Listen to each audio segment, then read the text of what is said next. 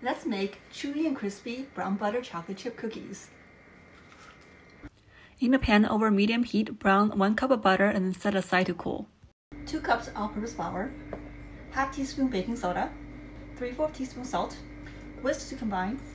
In a stand mixer, 1 cup sugar, 3/4 cup packed brown sugar, half cup brown butter, 1 large egg, 1.5 teaspoon vanilla, 2 tablespoons water. Add flour mixture 3 separate times.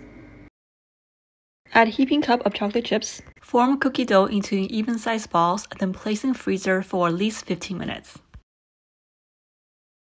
Place foil doll side up with 4 cookie balls and bake at 350 for 10 minutes. After 10 minutes, repeatedly slam your cookie sheet down until your cookies are flat again and bake for 2 more minutes, then repeat this every 2 minutes for a total of 16 minutes of baking time.